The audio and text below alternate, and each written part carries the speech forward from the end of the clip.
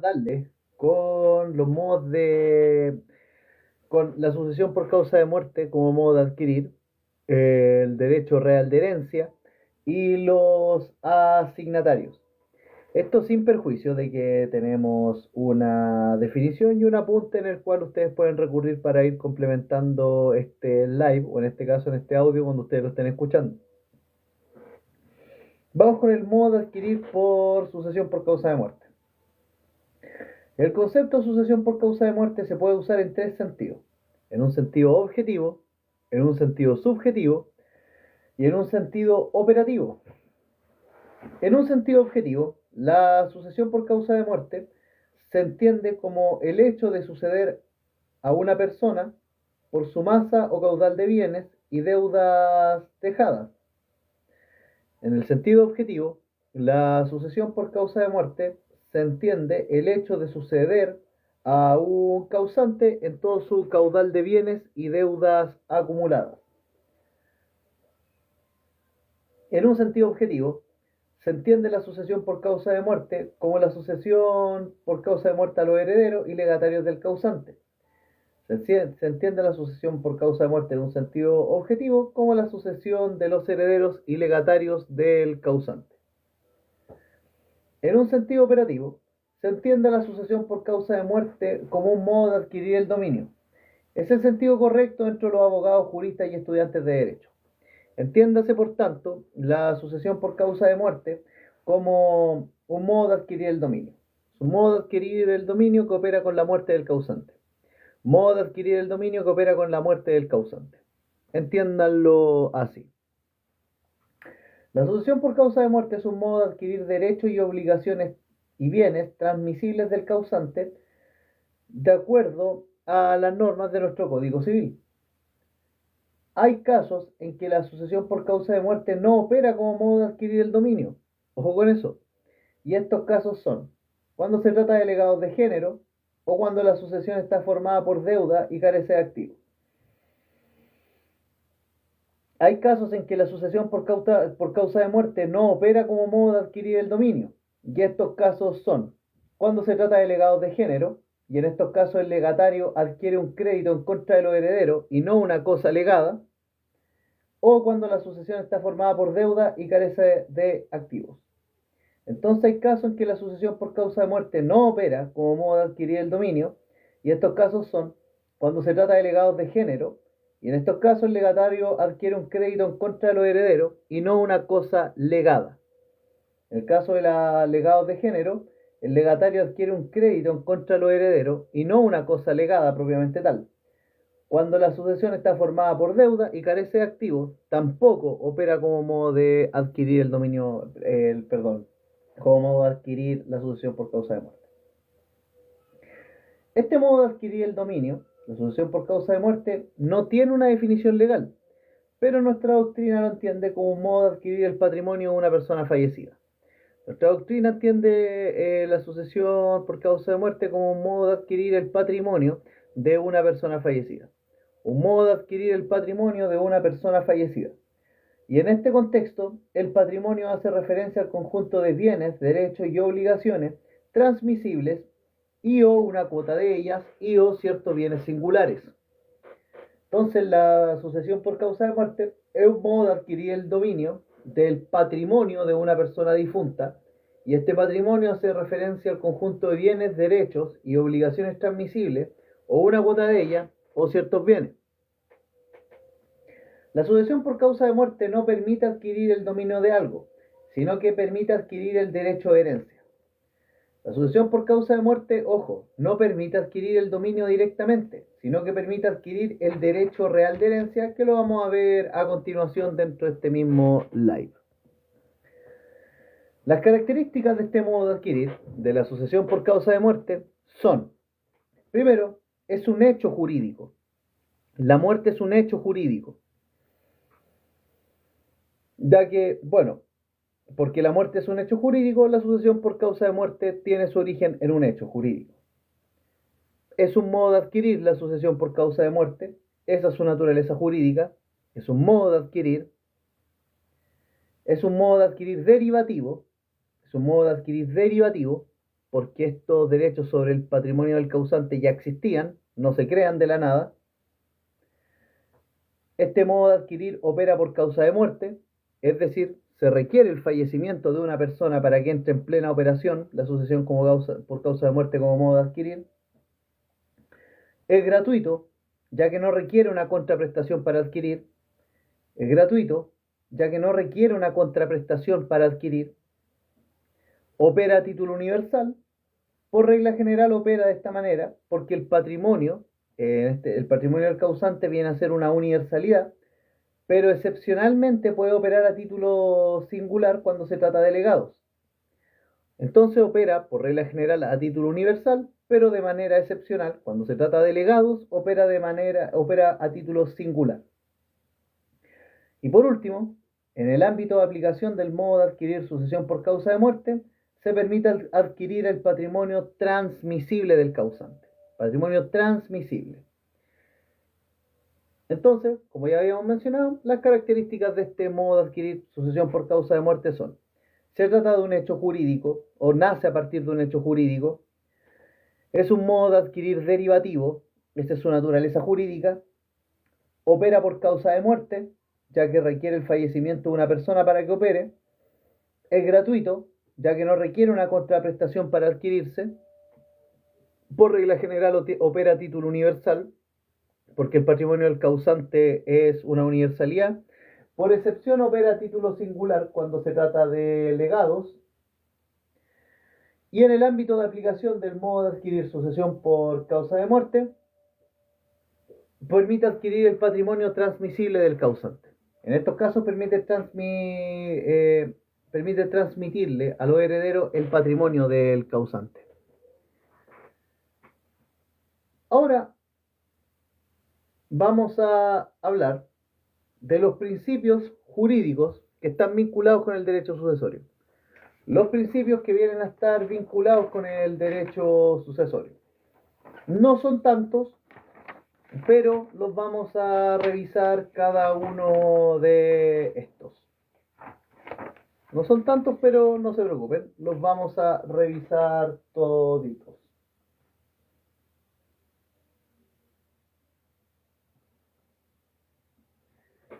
El primer principio que tenemos presente es el principio de continuidad de la persona del causante, que es un principio que nace a partir del artículo 1097 del Código Civil, norma jurídica que señala que los herederos representan al causante, siendo sucesores tanto en sus derechos como obligaciones transmisibles. El principio de continuación de la persona del causante hace referencia a que los herederos representan al causante, siendo sucesores tanto en sus derechos como obligaciones transmisibles. De esto se encarga de señalarlo el artículo 1097 del Código Civil.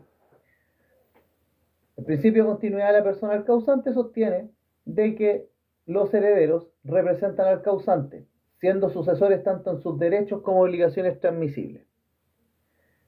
El principio de la igualdad es otro principio que opera en materia sucesoria, está consagrado desde un doble punto de vista.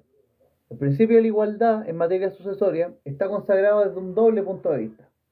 Primero, estableciendo la igualdad de los coasignatarios en cuanto a la cuota por la que concurren, de forma tal que si existen dos o más asignatarios, estos llevarán la misma proporción de bienes si tienen el mismo grado de parentesco con el autor.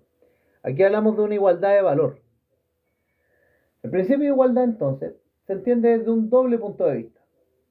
El primero, estableciendo la igualdad de los coasignatarios en cuanto a la cuota por la que concurren, de manera tal que si existen dos o más asignatarios, estos llevarán la misma proporción de bienes si tienen el mismo grado de parentesco con el autor. Esto es una igualdad de valor. Y el segundo punto de vista, estableciendo la igualdad en la designación de bienes físicamente idénticos por cada asignatario. Esta es una igualdad de especie. Entonces el principio de la igualdad está consagrado desde un doble punto de vista jurídico, estableciendo una igualdad de los coasignatarios en cuanto a la cuota por la que concurren, de manera tal que si existen dos o más asignatarios, estos llevarán la misma proporción de bienes si tienen el mismo grado de parentesco con el autor. Aquí hablamos de una igualdad de valor. Y el otro punto de vista, estableciendo la igualdad en la designación de bienes físicamente idénticos para cada asignatario. Es una igualdad de especie en este caso. Entonces, el principio de la igualdad, desde el punto de vista sucesoral, se establece de un doble punto de vista, estableciendo la igualdad de los coasignatarios en cuanto a la cuota en que concurren, de manera tal que si existen dos o más asignatarios, estos llevarán la misma proporción de bienes, si es que tienen el mismo grado de parentesco con el autor. Aquí hablamos de una igualdad de valor, y estableciendo la igualdad en la designación de bienes físicamente idénticos para cada asignatario. Aquí hablamos de una igualdad de especie. Otro principio que encontramos presente en materia sucesoral es el siguiente, y es el principio de la unidad del patrimonio. Principio de unidad del patrimonio. Es un principio que nace a partir de los artículos 955 y 981 del Código Civil, en los cuales se señala que solo hay un patrimonio, el cual se forma con el patrimonio personal, el cual se fusiona con el patrimonio personal de cada heredero, junto con el del causante. Entonces el principio de unidad de patrimonio señala que solo hay un patrimonio al fin y al cabo, que comprende la fusión del patrimonio del causante con el patrimonio de su heredero. El principio de la unidad del patrimonio señala que en realidad solo hay un patrimonio de que se trata, que se forma este único patrimonio con la fusión del patrimonio del causante con el patrimonio del heredero. El principio de unidad del patrimonio, entonces, se señala que solo hay un patrimonio que se forma con la fusión del patrimonio personal de cada heredero con respecto al patrimonio del causante. Un cuarto principio en materia sucesoral que tenemos presente es el principio de la libre circulación de la riqueza, donde se busca que los patrimonios no queden estancados o no queden sin titulares. El principio de libre circulación de la riqueza evita que el patrimonio quede sin titular. Otro principio que encontramos presente en materia sucesoral es el principio de protección a la familia. Y este principio de protección a la familia,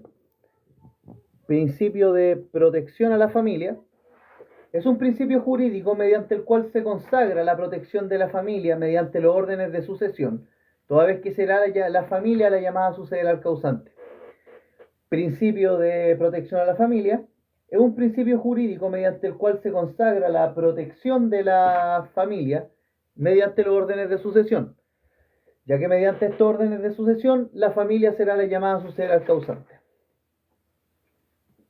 Entonces el principio de protección a la familia es un principio jurídico mediante el cual se consagra la protección de la familia mediante los órdenes de sucesión, toda vez que será la familia la llamada a suceder al causante, por medio de esta institución que conocemos como los órdenes de sucesión. Otro principio que tenemos presente en materia sucesoral es el principio del grado. El principio del grado está ligado al principio de la protección de la familia. Mediante este se consagra el hecho de que los asignatarios del grado más cercano excluyen a los del grado más lejano.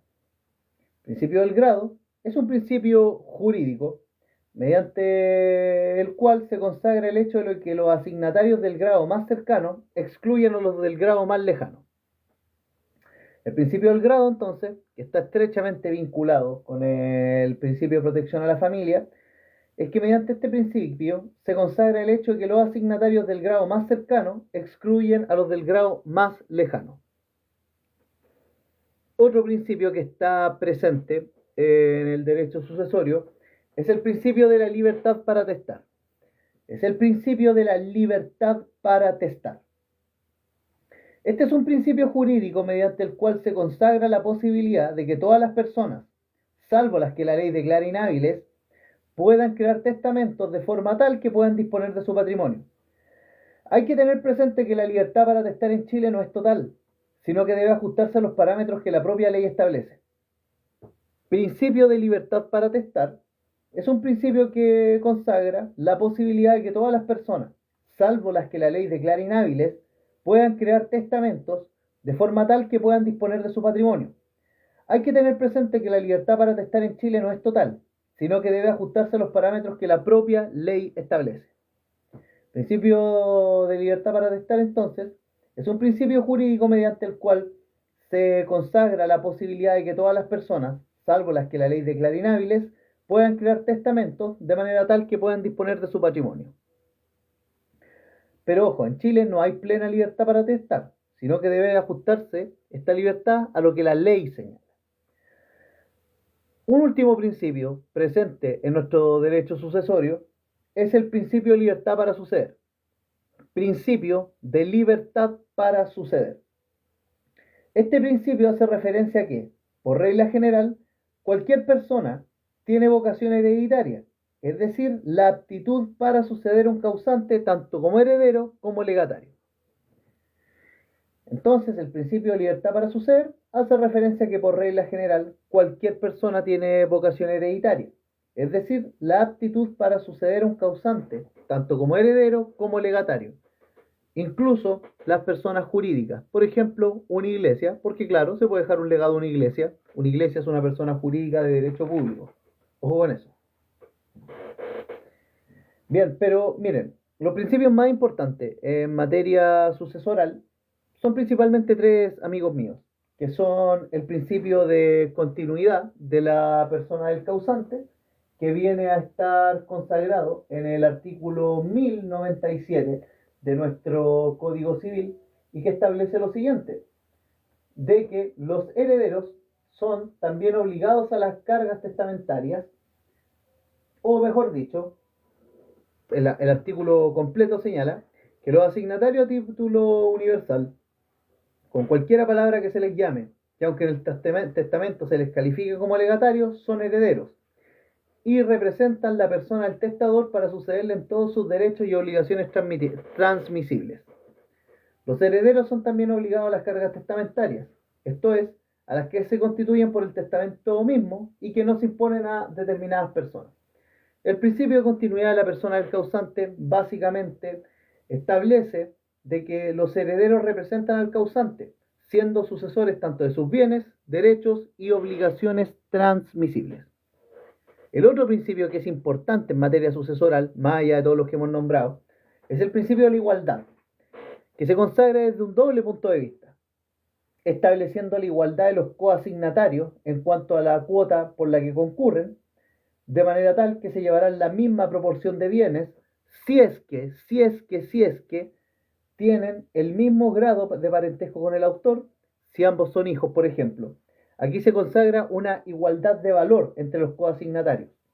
Y también el principio de la igualdad posee otro punto de vista, que es una igualdad en la designación de bienes físicamente idénticos. Igualdad en la designación de bienes físicamente idénticos para cada asignatario. Esta es una igualdad de especie. Y el otro principio, que también es importante, es el principio de la igualdad del patrimonio. De unidad del patrimonio. Principio de unidad del patrimonio, que tiene como base los artículos 955 y 981 del Código Civil. Y que señala, este principio de unidad del patrimonio, que solo hay un patrimonio que se forma con la fusión del patrimonio del causante con la fusión del patrimonio de los herederos. El artículo 955 del Código Civil señala que la sucesión en los bienes de una persona se abre al momento de su muerte en su último domicilio, salvo en los casos expresamente exceptuados. La sucesión se rige por la ley del domicilio en que se abre, salvo excepciones legales.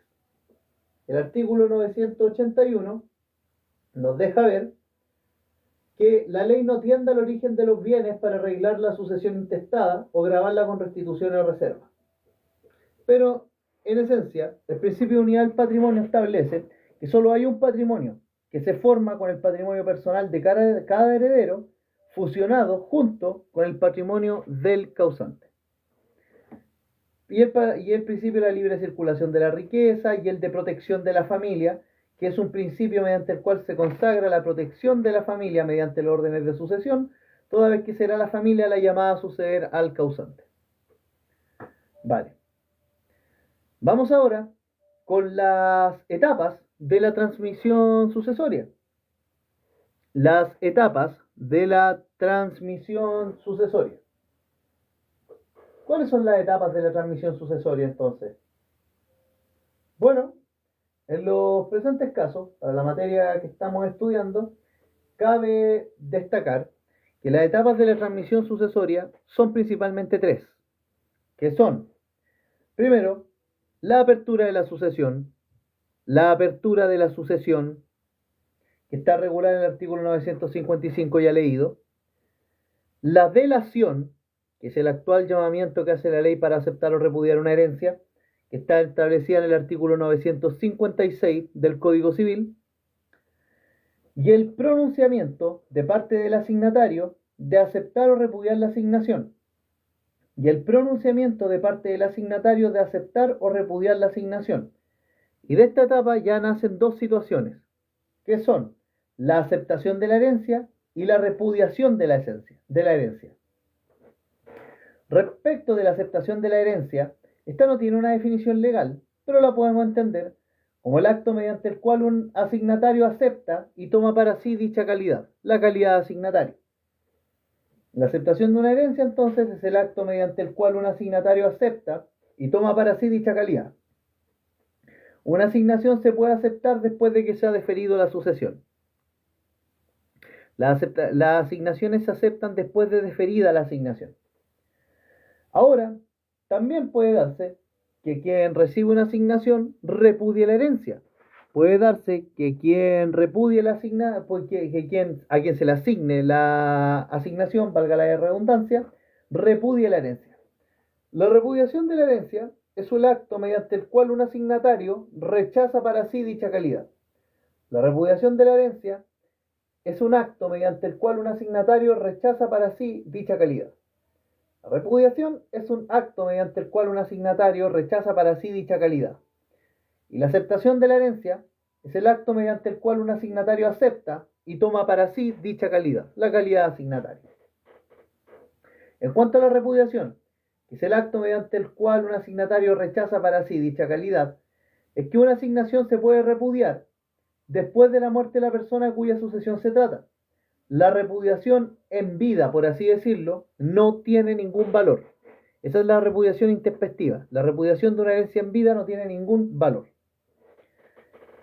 Es importante tener presente esta materia en virtud de su relevancia a la hora de analizar la preterición, que la vamos a ver más adelante, junto con también entender cómo se concreta correctamente la transmisión sucesoria y con ello evitar confusiones al estudiar esta materia. Pero las etapas de transmisión sucesoria principalmente son tres, que son la apertura de la sucesión, la delación y el pronunciamiento de parte del asignatario para aceptar o repudiar la asignación. La aceptación es el acto mediante el cual un asignatario acepta y toma para sí dicha calidad, y tiene que aceptar después de que se defirió la herencia. Y la repudiación de la herencia es el acto mediante el cual un asignatario rechaza para sí dicha calidad, y esta repudiación también debe hacerse después de la muerte del causante. La repudiación intempestiva, es decir, una repudiación en vida, por así decirlo, no tiene ningún valor. Hablemos ahora del derecho real de herencia, que está muy vinculado con la cesión de derecho hereditario. Derecho real de herencia y cesión de derecho hereditario. Vamos a tomar estas dos y las vamos a analizar una a una. Vamos a darle entonces. Derecho real de herencia. Derecho real de herencia. La herencia se puede entender tanto en un sentido objetivo como en un sentido subjetivo. La herencia se puede entender tanto en un sentido objetivo como en un sentido subjetivo.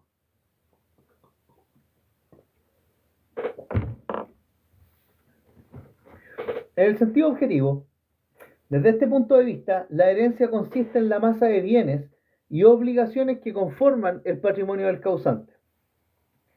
En un sentido objetivo, la herencia es la masa de bienes y obligaciones que conforman el patrimonio del causante.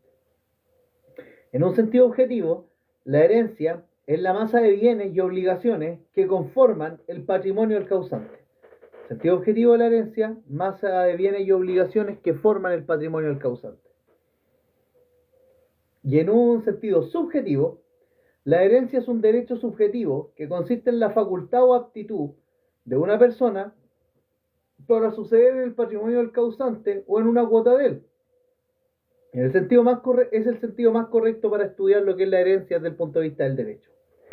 Entonces, en este sentido, desde el punto de vista, la herencia en materia de derecho sucesorio se estudia desde el punto de vista subjetivo y consiste en la facultad o aptitud de una persona para suceder en el patrimonio del causante o en una cuota de él. En sentido subjetivo, la herencia consiste en la facultad o aptitud de una persona para suceder en el patrimonio del causante o en una parte de él. Eso se entiende así en el sentido subjetivo. El derecho real de herencia, por tanto, si bien es cierto, no tiene definición legal, para estos efectos podemos definirlo de la siguiente manera, amigos míos. El derecho real de herencia es la facultad que tiene una persona para suceder a una persona difunta en todo su patrimonio o en parte o en una cuota del mismo.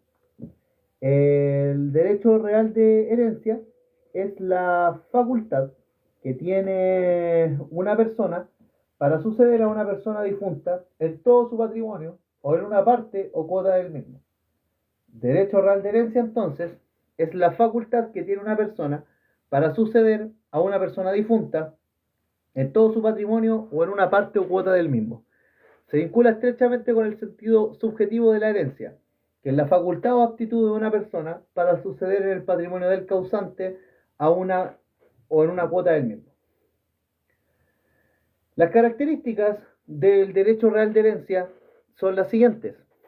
Las características del derecho real de herencia son: primero, es un derecho real por expresa mención del artículo 577.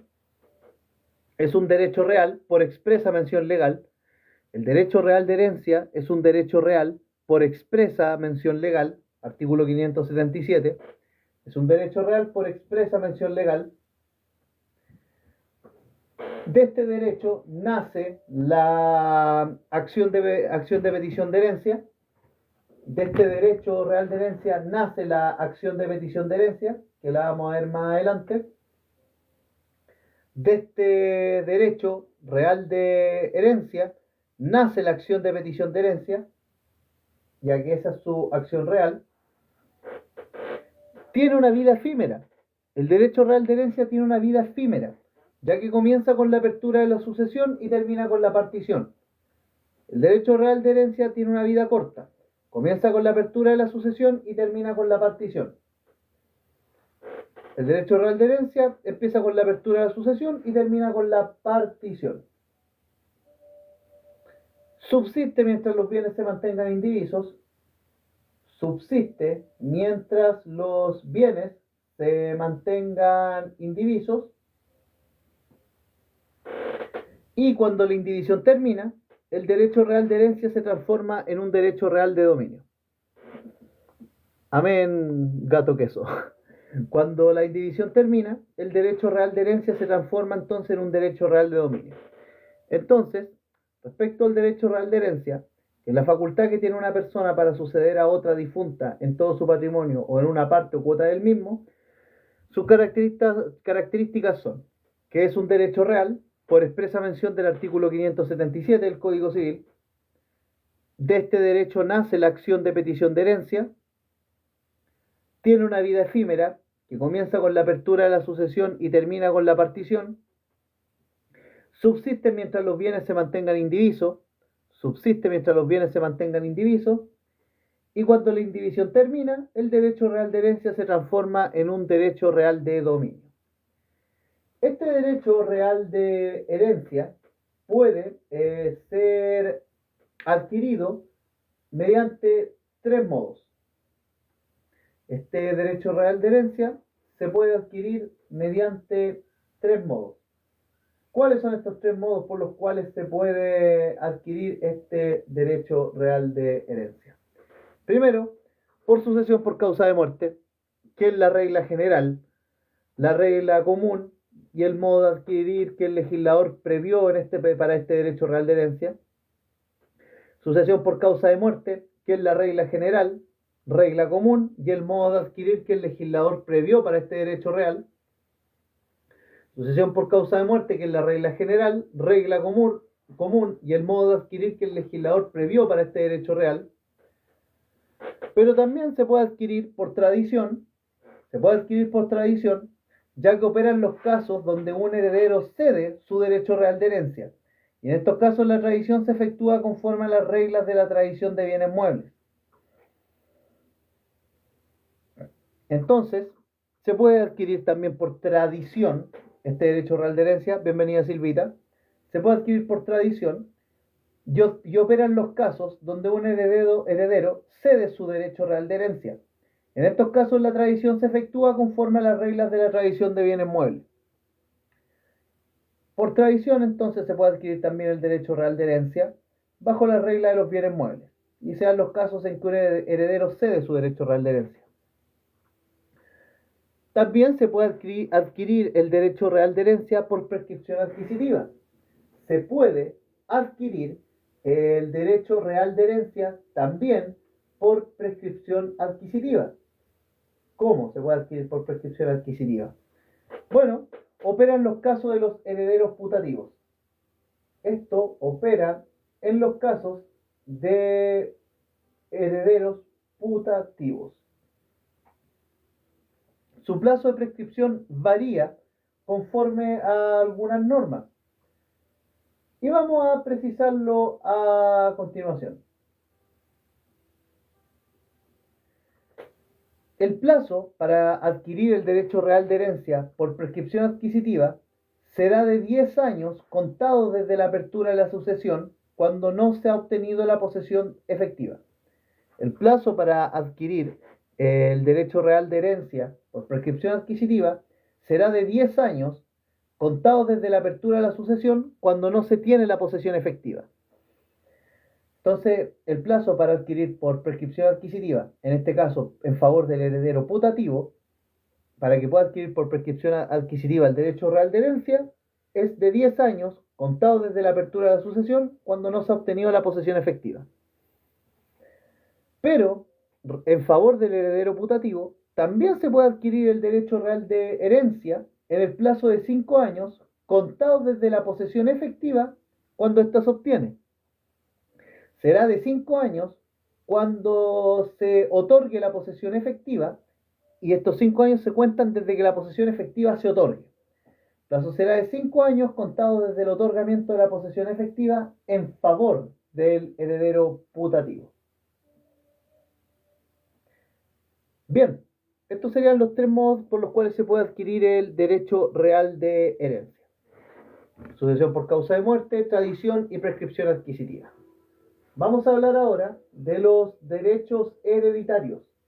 Vamos a hablar ahora de la cesión de derecho hereditario. Así es, amigo. Cualquier persona que haga la posesión efectiva y que se pretenda como heredero es también llamado el heredero putativo, el falso heredero. Y contra este se acciona con la acción de petición de herencia. Y ojo, porque dependiendo si tiene la posesión efectiva o no, el plazo de prescripción adquisitiva varía. Vamos ahora con la cesión de los derechos hereditarios. Cesión de derechos hereditarios. Y después de esto vamos a hablar de los asignatarios. Y las cosas que pueden ser, y de los legados, y del beneficio de inventario, las deudas hereditarias, las deudas testamentarias, y vamos a terminar con el beneficio de separación. Así que probablemente vamos a terminar pasadito las 10 de la noche. Está un poco intenso, y si nos queda energía, vamos a ver todo lo que tiene que ver con sucesión testada, que no es tanto, pero igual es un temita relativamente pesado. Incluye hasta desheredamiento. Así que démosle nomás, gente querida. Me mató una siesta que me puse en la tarde, cabros, que anoche no dormí muy bien. Me acosté tarde precisamente estudiando y después no me podía quedar dormido, po. Y resulta que dormí como 4 horas, después me puse a dormir a la 1 y desperté a las 4, y ahí no, mal. Lo vamos a ver, amigo mío, cuando veamos la sucesión testada, porque ahí hay más detalles. Pero lo que puedo adelantar es que el procedimiento revelar el testamento cerrado es ante el juez del domicilio del causante, donde se cita a comparecer a las personas que otorgaron su firma como testigos, al notario que estuvo presente y bueno, se hacen las ritualidades correspondientes. Pero eso lo vamos a ver más detalle cuando veamos la sucesión testada. Así es, Silvita, típico estudiante. Ay, y uno pierde la hora nomás, po. Pero bueno.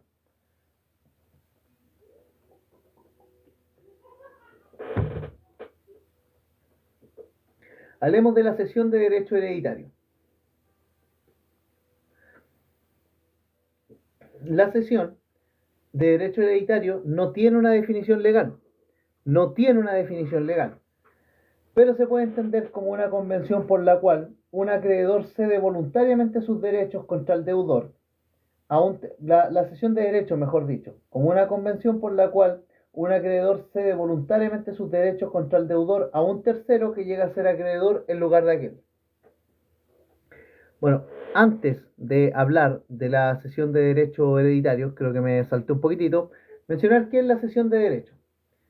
Es una convención por la cual un acreedor cede voluntariamente sus derechos contra el deudor a un tercero que llega a ser acreedor en lugar de aquel.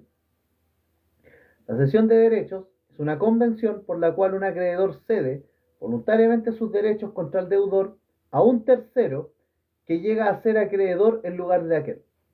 El Código Civil regula 3 casos de cesión de derechos, que son la cesión de créditos personales, la cesión de derechos litigiosos, cesión de derechos litigiosos, sería muy raro que se los pregunten en un examen de grado, y la cesión del derecho de herencia, la cesión del derecho real de herencia, que ustedes pueden verla en el título 25 del libro cuarto del Código Civil, cesión del derecho real de herencia.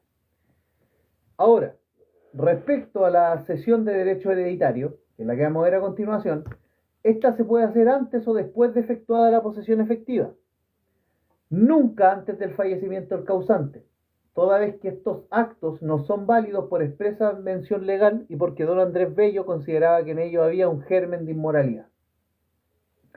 La cesión de derecho hereditario se puede hacer antes o después de efectuada la posesión efectiva, nunca antes del fallecimiento del causante, toda vez que dicho acto o pacto no son válidos por expresa mención legal.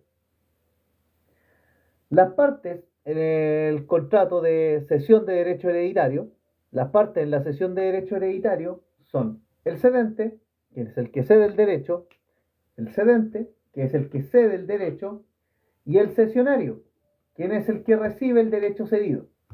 El cesionario, quien es el que recibe el derecho cedido. El cesionario, por tanto, aquí va a tener la facultad de aceptar o repudiar la asignación. El contrato de cesión de derecho hereditario tiene las siguientes características. Las características del contrato de cesión de derecho hereditario son las siguientes. Es un contrato solemne, es ante todo un contrato solemne. Su naturaleza jurídica es que es un contrato, pero es ante todo un contrato solemne. Si ustedes van a ceder derecho hereditario, es contrato solemne. Contrato solemne. Solo puede hacerse una vez muerto el causante. Solo puede hacerse una vez muerto el causante, ya que los pactos sobre sucesión futura están prohibidos en Chile. Escritura pública. Correcto. Contrato solemne y la solemnidad es la escritura pública. Y solo puede hacerse una vez muerto el causante porque los pactos sobre sucesión futura en Chile están prohibidos. Otra característica que tiene es que la cesión de derecho hereditario puede ser a título gratuito o puede ser a título oneroso. Puede ser a título gratuito o puede ser a título oneroso. Y en caso de que sea oneroso, el contrato será aleatorio. que la prestación aquí consiste en una la equivalencia, mejor dicho, consiste en una contingencia incierta de ganancia o pérdida. Contingencia incierta de ganancia o pérdida. A eso se refieren los contratos aleatorios. Bueno, en caso de que sea un contrato oneroso, esta cesión de derecho hereditario será un contrato aleatorio, porque existe una contingencia incierta de ganancia o pérdida respecto al patrimonio del causante. Remítanse al artículo 1441 de nuestro Código Civil. Ahora, la cesión de derechos hereditarios debe recaer sobre la universalidad o una cuota de la universalidad que compone el derecho real de herencia. Jamás, por ningún motivo, el derecho real, la cesión de derecho hereditario opera sobre bienes singulares. Jamás, por ningún motivo, la cesión de derecho hereditario opera sobre bienes singulares. Siempre recae sobre o la universalidad jurídica, que es la herencia, o una cuota de esta universalidad, jamás sobre cosas singulares. Otra característica que tiene la cesión de derecho hereditario es que el cedente no tendrá responsabilidad de los daños que pueda sufrir el cesionario por la adquisición del derecho real de herencia. ¿Por qué? Porque es un contrato aleatorio. Hay una contingencia incierta de ganancia o pérdida. El cedente no tendrá responsabilidad de los daños que pueda sufrir el cesionario por la adquisición del derecho real de herencia. ¿Por qué? Porque es un contrato aleatorio. El cedente, por tanto, no tiene responsabilidad de los daños que puede sufrir el cesionario por la adquisición del derecho real de herencia.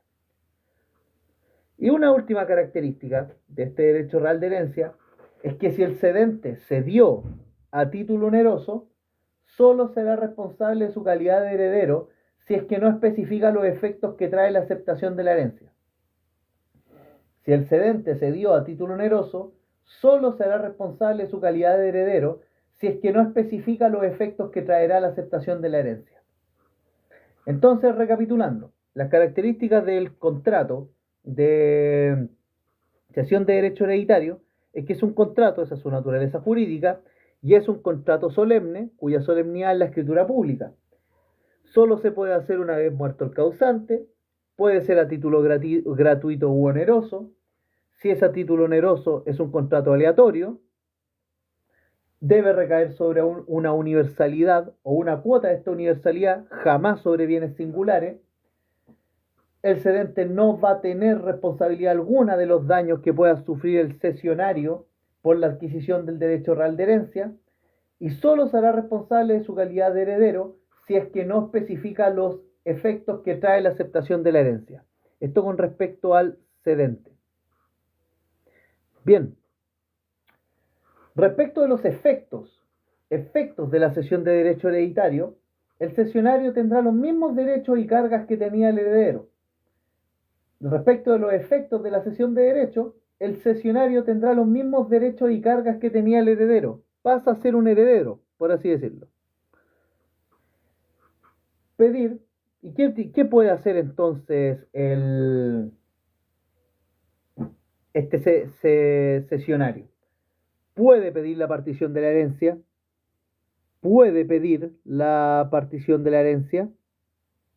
sí, pues si tiene los mismos derechos y cargas, puede pedir, por tanto, puede pedir la partición de la herencia, puede pedir que se practique la posesión efectiva, tiene derecho a la reforma al testamento, tiene derecho a la acción de reforma al testamento, tiene la acción de reforma al testamento el cesionario, puede intentar la acción de petición de herencia, y ojo, responde por las deudas hereditarias. Pero esta cuestión yo la discuto, porque al final la profesora Palavecino plantea, ¿cuál es la idea de que una persona compre un pasivo? No te preocupes, gato, que eso, sí, mira, vamos a revisarla con mayor detalle en la otra transmisión, porque ahora estamos en otra, po. Ahí el hombre de traje anda medio ansioso, el amigo. Ya, respecto de los efectos de esta cesión de derecho, entonces, el cesionario tendrá los mismos derechos y cargas que tenía el heredero, como por ejemplo, pedir la partición de la herencia, pedir que se practique la posesión efectiva, derecho a la acción de reforma al testamento, intentar la acción de petición de herencia y responder por las deudas hereditarias. Aquí Silvita está de acuerdo quizás con lo que plantea acá la persona que añade la responder por la deuda hereditaria. Pero carga y derechos no es lo mismo. Pero bueno, no nos metamos ahí. Sin perjuicio de todos estos derechos, el cesionario no es heredero, porque dicha calidad no se puede ceder, ya que es una calidad personalísima. Semper eres, semper eres. Por más que compre la cuota de derecho hereditario, el cesionario jamás será un heredero. Jamás. Bien, vamos entonces ahora con los asignatarios. Vamos a hablar ahora de los asignatarios.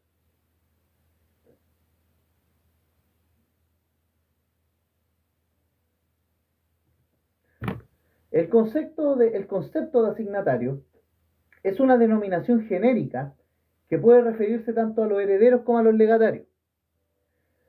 El concepto de asignatario es una denominación genérica que puede referirse tanto a los herederos como a los legatarios.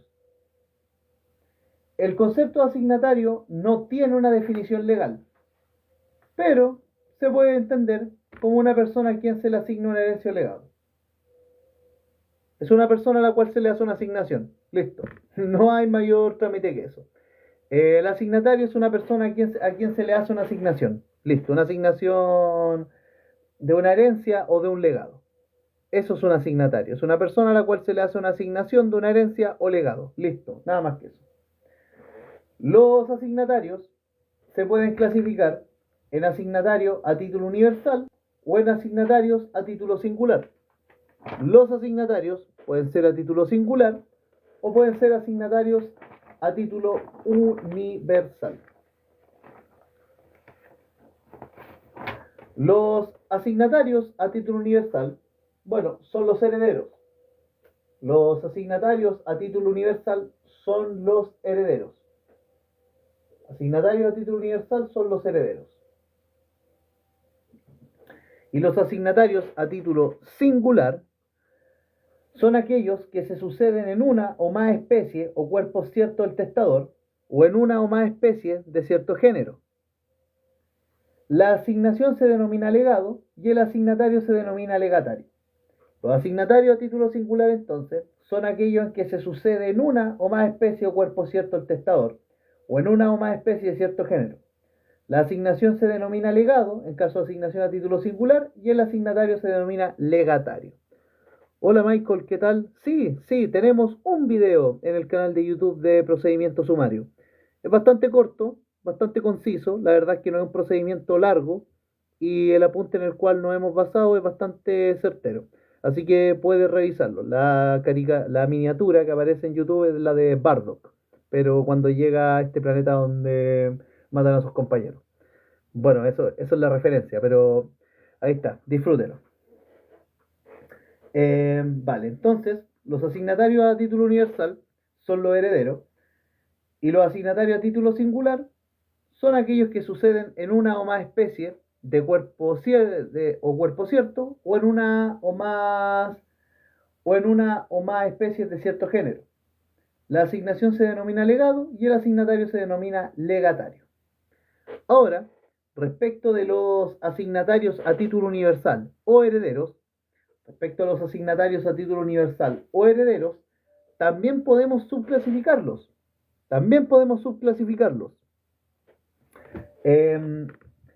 ¿Y cómo los podemos clasificar?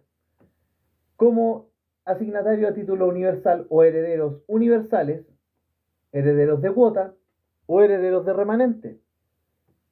Herederos universales, herederos de cuota o herederos de remanente. Los herederos universales son los herederos llamados a suceder la herencia sin asignación de cuota. Los herederos universales son los llamados a suceder la herencia sin asignación de cuota. Herederos universales son los herederos llamados a suceder la herencia sin asignación de cuota. Los herederos de cuota son los herederos llamados a suceder con una limitación, la cual es su porción de la herencia. Estos no tienen, por ejemplo, derecho a crecimiento.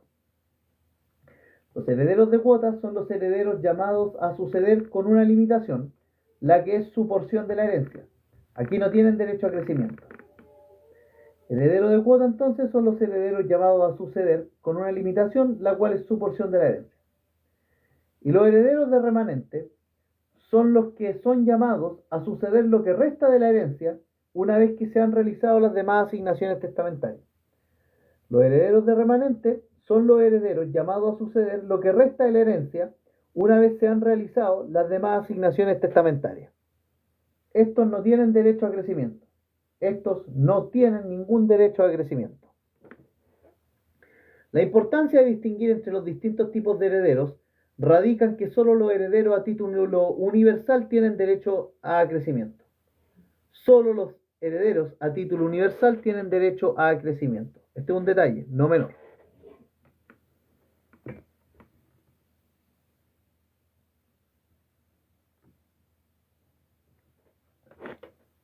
Bien, entonces, ya partimos señalando que los asignatarios a título universal, tenemos los herederos universales, que son los que están llamados a suceder la herencia sin asignación de cuota, los herederos de cuota, que son los herederos llamados a suceder con una limitación, la cual es su porción de la herencia, y los herederos de remanente, que son los herederos llamados a suceder en lo que resta de la herencia una vez que se han realizado las demás asignaciones testamentarias.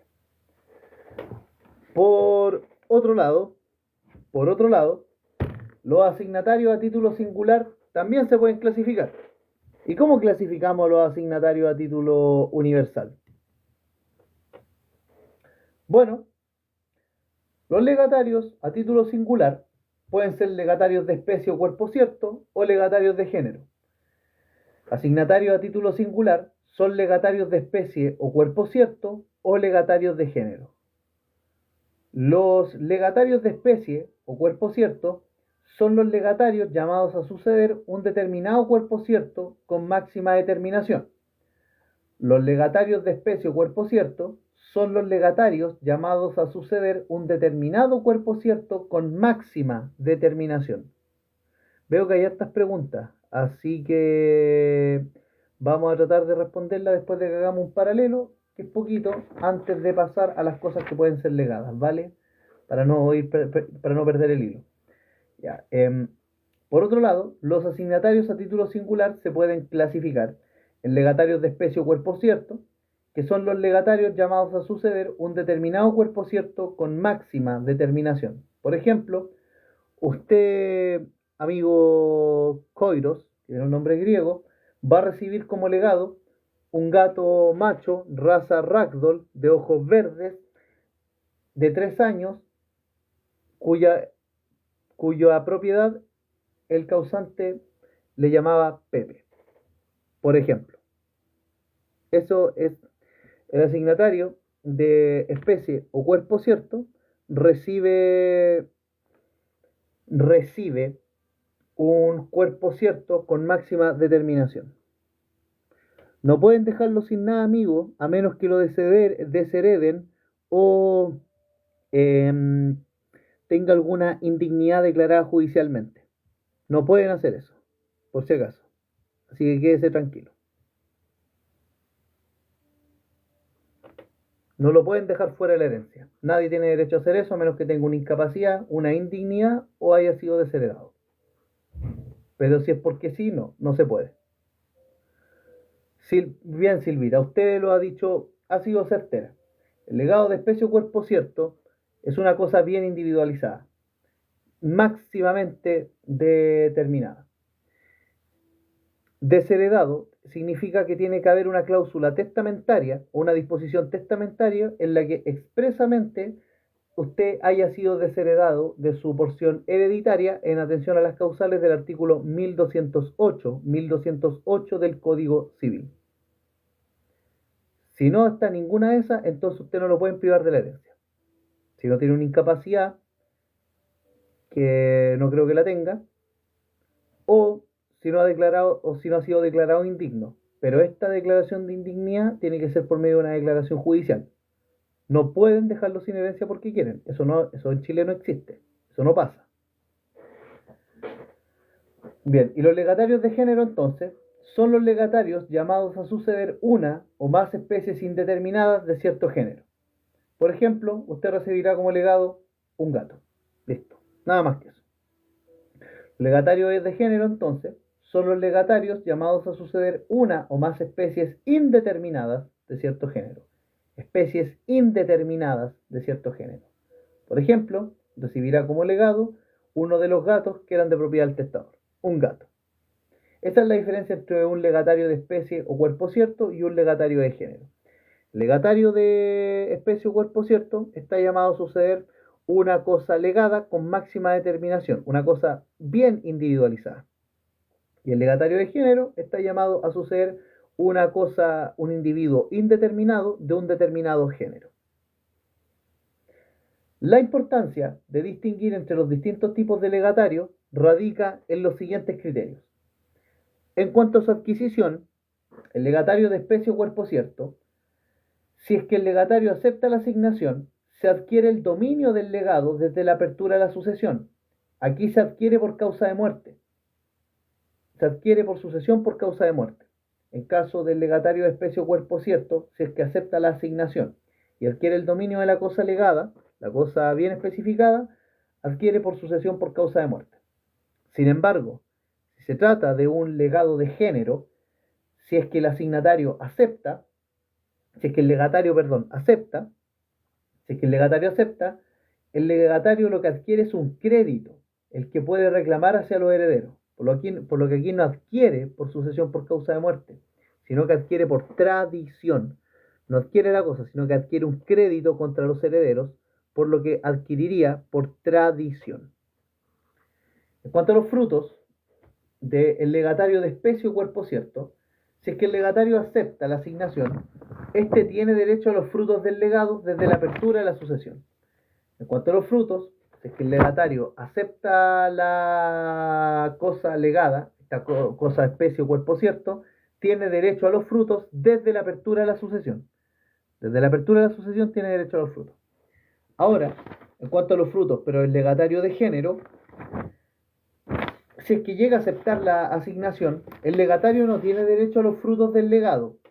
El legatario no tiene derecho a los frutos de este legado de cosa genérica, salvo que los herederos estén en mora de cumplir con la obligación que tiene en su favor.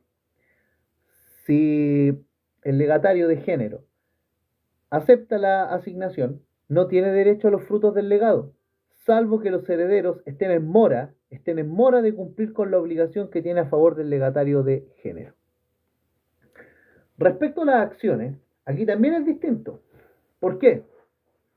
Porque el legatario de especie o cuerpo cierto tiene una acción reivindicatoria y una acción personal contra quienes deban entregar la especie o cuerpo cierto. El legatario de especie o cuerpo cierto tiene una acción reivindicatoria y una acción personal contra el que tiene que entregar la especie o cuerpo cierto. Mientras que el legatario de género solo posee una acción personal contra el heredero que está obligado a cumplir con la obligación nacida de la asignación testamentaria. Mientras que en los legados de género solo se tiene un crédito o una acción personal contra el heredero que está obligado a cumplir con la obligación nacida en la asignación testamentaria. Por último, en términos de prescripción, también hay una diferencia. Porque en cuanto a la cosa legada, que sea especie o cuerpo cierto, solo se pierde el dominio de la cosa legada cuando otra persona adquiera el legado mediante prescripción adquisitiva. Solo se pierde el dominio de la cosa legada, especie o cuerpo cierto, cuando otra persona la adquiera por prescripción adquisitiva. Ojo con ese detalle, amigos míos, que es súper relevante. Solo se pierde el dominio de la cosa de que es especie o cuerpo cierto legada cuando otro la adquiere mediante prescripción adquisitiva. Y en cuanto a la acción del legatario, en cuanto ahora al legatario de género, La acción del legatario de género prescribe en el plazo de 5 años contado desde que la obligación se hizo exigible. La acción del legatario de género prescribe en el plazo de 5 años contado desde que la obligación se hizo exigible. La acción del legatario de género prescribe en el plazo de 5 años contado desde que la obligación se hizo exigible. Bien, eso respecto a los asignatarios. Y ahora vamos a hablar de las cosas que pueden ser legadas, la extinción del legado, y vamos a hacer un paralelo entre los herederos y los legatarios. Y después vamos a terminar esta materia hablando del beneficio de inventario, las deudas hereditarias y las deudas testamentarias, y terminar con el beneficio de separación. Sé que puse harto enunciado, amigos míos, pero no es tanto lo que nos queda. Nos quedan 5 hojitas. Yo creo que podemos terminar pasadito las 10 de la noche. ¿Alguna duda, consulta, observación? La verdad es que hicieron hartas preguntas. Aquí un amigo preguntó sobre los artículos. Bueno, precisar, yo no soy profe, amigos míos, yo soy un gradista, soy como ustedes, de verdad. Yo no pretendo cuentearme y ser alguien que no soy, ¿vale? Pero aquí se refirió a la función del 1189 y el 1183. Estos dos artículos seguramente están bien vinculados con lo que nosotros acabamos de ver. 1189 del Código Civil, ¿qué dice? Si la suma de lo que se ha dado en razón de las legítimas no alcanzare la mitad del acervo imaginario, el déficit se sacará de los bienes con preferencia a toda otra inversión. Ah, que el amigo pregunta sobre los acervos imaginarios. Esa pregunta sí que es específica, po. Miren, la verdad es que los acervos imaginarios es una materia hiper, mega, ultra compleja. De hecho, si se las preguntan en su examen de grado es porque el profesor los quiere reventar. No hay otra explicación. Pero bueno, es una materia compleja, yo voy a guardar mi reserva y cuando nos toque hablar de los acervos imaginarios lo vamos a abordar, ¿vale? Y aquí el amigo Gato Queso pregunta que el acrecimiento consiste en que si una cuota queda vacante se reparte entre los demás. Bueno, no sé si definirlo así, pero el acrecimiento, y como lo vimos con Silvita, consiste en un derecho en el cual precisamente en caso de que falte, que ojo, se da solo en la sucesión testamentaria, en caso de que falte un heredero, esta parte efectivamente va y se suma a la parte de los demás herederos. Se distingue en ese sentido del derecho a la sustitución, que bueno, es una situación que prevé el causante o el testador en caso que llegue a faltar un heredero por cualquier motivo, sustituyendo a uno por otro.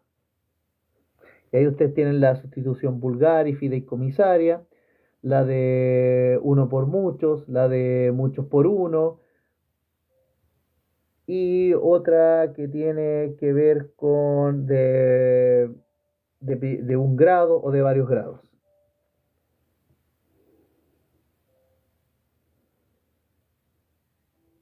Vale, Silvita, muchas gracias.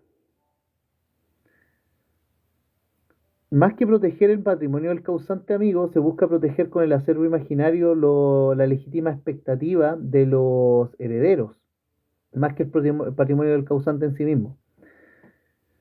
Pero claro, de que se hagan distintas donaciones, el primer acervo imaginario se refiere a las donaciones que se hagan entre los herederos, y el segundo acervo imaginario, donaciones que se hagan con respecto a terceros ajenos a la sucesión. Pero bueno, es un tema bastante complejo, hay que decirlo.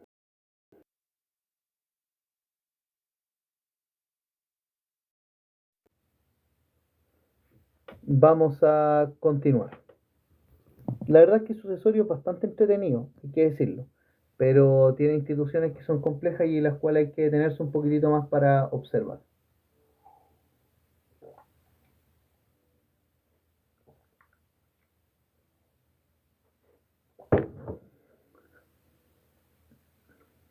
Continuemos entonces con las cosas que pueden ser legadas.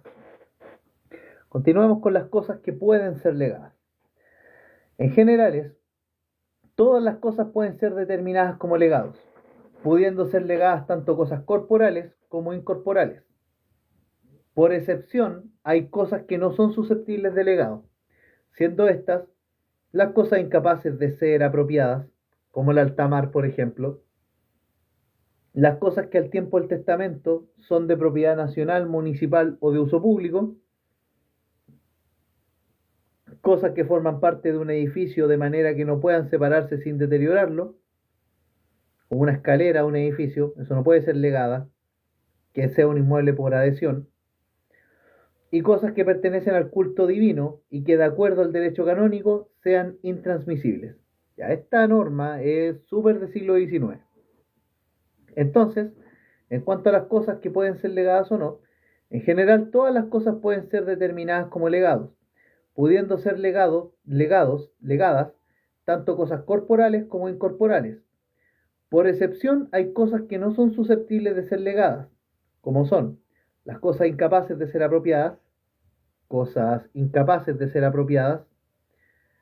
que al tiempo del testamento sean de propiedad nacional o municipal o de uso público, cosas que al tiempo del testamento sean de propiedad nacional o municipal y de uso público, cosas que forman parte de un edificio de manera que no puedan separarse sin deteriorarlo, cosas que forman parte de un edificio de manera que no puedan separarse sin deteriorarlo, y cosas pertenecientes al culto divino y que de acuerdo al derecho canónico sean intransmisibles. Entonces, estas cosas son las que no se pueden legar. Cosas incapaces de ser apropiadas, cosas que al tiempo del testamento sean de propiedad nacional o municipal y de uso público, cosas que forman parte de un edificio de manera que no puedan separarse sin deteriorarlo, y cosas que pertenecen al culto divino y que según el derecho canónico no puedan ser legadas, o sean intransmisibles. Si bien en derecho, por regla general, los actos sobre cosas ajenas son válidos, en derecho sucesorio esta es la excepción. Por lo tanto, los legados de cosas ajenas no son válidos. La cosa será ajena en los siguientes casos. El legado de cosa ajena no es válido en el derecho sucesorio, pero salvo algunas excepciones que vamos a ver ahora. La cosa legada será ajena cuando no pertenece al testador. La cosa legada será ajena cuando no le pertenece al testador, cuando no le pertenece al testador, o cuando el asignatario al que se le impone la obligación de dar la cosa, o es del asignatario al que se le impone la obligación de dar la cosa. Entonces la cosa será ajena en los siguientes casos: cuando la cosa no pertenece al testador, cuando la cosa no pertenece al testador, o cuando al asignatario se le impone la obligación de dar una cosa, o cuando la cosa es del asignatario, al que se le impone dar una cosa. Por ejemplo, ustedes tienen un computador y su padre en su testamento dicen que su computador se lo tienen que dar a tal persona. Eso es un legado de cosa ajena, o cuando la cosa no pertenece al testador. Excepcionalmente, hay casos en que el legado de cosa ajena sí vale. ¿Y cuáles son estos casos excepcionales donde sí vale? Son los siguientes. Primero, cuando en el testamento aparece claramente que el testador tenía conocimiento de que la cosa no era de su propiedad, ni tampoco le pertenecía al asignatario obligado a darla. Excepcionalmente hay casos especiales en que el legado de cosa ajena vale. Por ejemplo, cuando en el testamento aparece claramente que el testador tenía conocimiento de que la cosa no era de su propiedad, ni tampoco le pertenecía al asignatario que estaba obligado a darla. Cuando el testamento aparece claramente que el testador tenía conocimiento de que la cosa no era de su propiedad, ni tampoco le pertenecía al asignatario obligado a darla. Y también vale el legado de cosa ajena cuando el legado de la cosa ajena está designado a favor del cónyuge sobreviviente, cuando el legado de la cosa ajena está designado a favor del cónyuge sobreviviente, cuando el legado de cosa ajena está destinado a favor del cónyuge sobreviviente, o cuando este legado de cosa ajena está designado a favor de un ascendiente o descendiente del testador. Cuando el legado de cosa ajena está designado a favor de un ascendiente o descendiente del testador. Cuando el legado de cosa ajena está designado a favor de un descendiente o descendiente del testador. Exacto, Silvita. Yo así mismo lo entiendo. Va a ser válido el legado de cosa ajena cuando el testador lo señala explícitamente en el testamento, señalando que la cosa no le pertenece ni a él ni a la persona que está obligada a hacer el legado, y cuando este legado de cosa ajena va en favor de su cónyuge sobreviviente o de un ascendiente o descendiente del testador. Ahora, esta cuestión por sí sola no vale. El cumplimiento del legado de cosa ajena se realiza de la siguiente manera. Cumplimiento del legado de cosa ajena se realiza de la siguiente manera. Cumplimiento del legado de cosa ajena se realiza de la siguiente manera. Primero, en estos casos se entiende que el ánimo del testador es que se adquiera la cosa ajena para darla al asignatario. En estos casos se entiende que el ánimo del testador es que se adquiera la cosa ajena para darla al asignatario. Se subentiende. En estos casos se entiende que el ánimo del testador es que se adquiera la cosa ajena para darla al asignatario.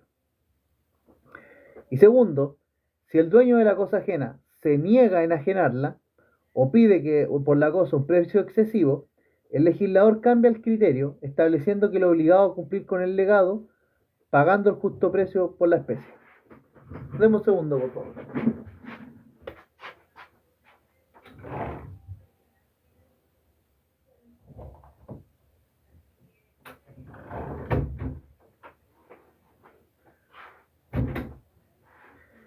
Le abrí la ventana al gato, así que por eso. Entonces, el cumplimiento del legado de cosa ajena se realiza de la siguiente manera. En caso en que se entiende que el ánimo del testador es que se adquiera la cosa ajena para darla al asignatario, en estos casos se entiende que el ánimo del testador es que se adquiera la cosa ajena para darla al asignatario, y si el dueño de la cosa se niega a enajenarla o pide por la cosa un precio excesivo, el legislador cambia el criterio. En este caso estableciendo que el obligado a cumplir con el legado pague el justo precio por la especie. Pague el justo precio por la especie. Entonces, si el dueño de la cosa se niega a enajenarla o pide por la cosa un precio excesivo, el legislador cambia el criterio, estableciendo que el obligado a cumplir con el legado pague el justo precio de la especie. Entonces el legislador cambia el criterio, estableciendo que el obligado a cumplir con el legado pague el justo precio por la especie. Si no puede dar la cosa, entonces que pague el justo precio. Entonces, de esta manera se cumple el legado de cosa ajena.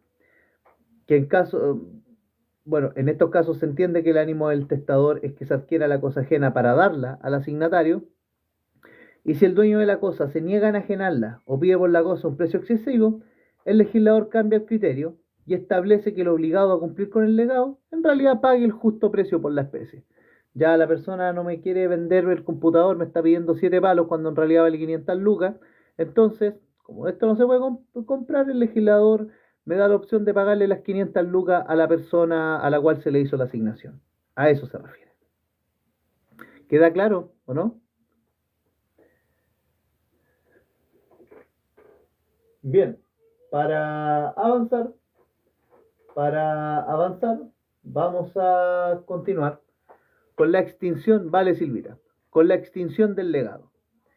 Las causales de extinción de un legado son las siguientes. Las causales de extinción de un legado son, primero, revocación del testamento que instituyó el legado. Esto en virtud de que lo accesorio sigue la suerte de lo principal. Revocación del testamento que instituyó el legado. Esto en virtud de que lo accesorio sigue la suerte de lo principal. Revocación del testamento que instituyó el legado. En virtud de que lo accesorio sigue la suerte de lo principal. Por destrucción de la cosa legada. Por destrucción de la cosa legada. Por destrucción de la cosa legada. Asócienlo esto ustedes con el modo de extinguir las obligaciones, pérdida o destrucción de la cosa que se debe. Por enajenación de la cosa legada en todo o en parte por acto entre vivos. Por enajenación de la cosa legada en todo o en parte por acto entre vivos. Por enajenación de la cosa legada en todo o en parte por acto entre vivos. O por alteración sustancial de la cosa mueble legada. Por alteración sustancial de la cosa mueble legada. Por alteración sustancial de la cosa mueble legada. Entonces, las causales de extinción de un legado son, primero, revocación del testamento que instituyó el legado, revocación del testamento que instituyó el legado, en virtud de que lo accesorio sigue la suerte de lo principal, destrucción de la cosa legada, enajenación de la cosa legada en todo o en parte por acto entre vivos, enajenación de la cosa legada por acto entre vivos y alteración sustancial de la cosa legada. Alteración sustancial de la cosa legada.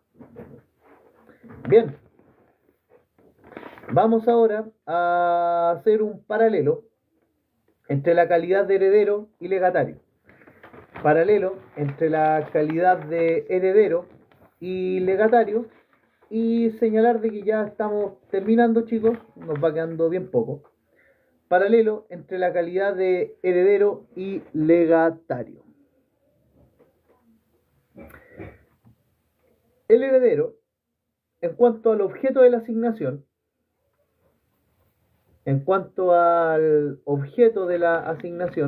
que es el primer criterio que vamos a ver, el heredero es un asignatario a título universal, por tanto recibe la herencia o una cuota de ella.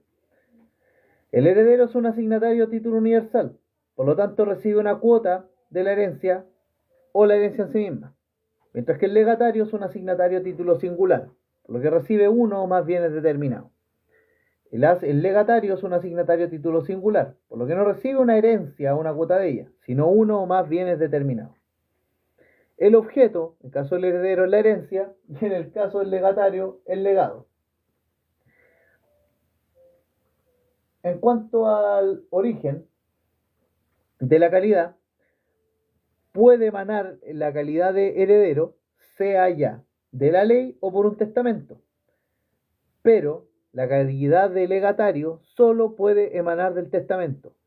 La calidad de legatario solo puede emanar del testamento. La calidad de legatario solo puede emanar del testamento. No hay legatarios establecidos por ley. Los legatarios solo nacen del testamento. No hay legatarios establecidos por ley. Solo emanan del testamento. La ley establece la institución, pero el legatario particular solo emana del testamento.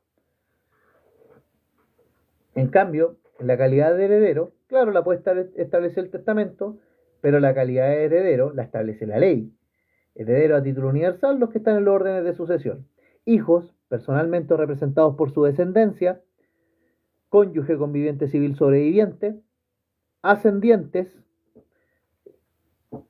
Y bien.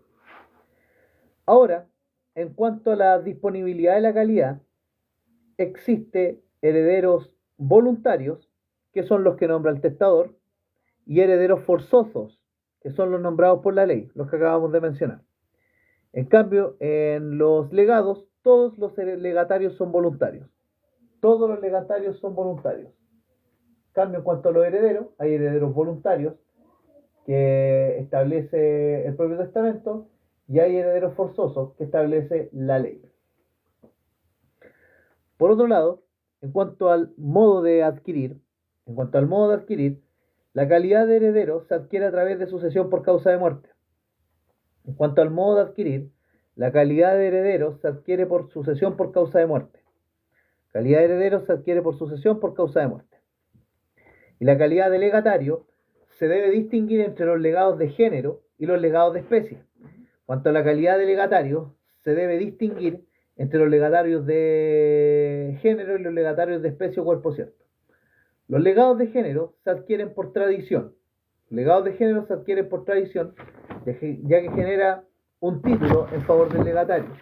Y los legados de especie o cuerpo cierto se adquieren por sucesión por causa de muerte.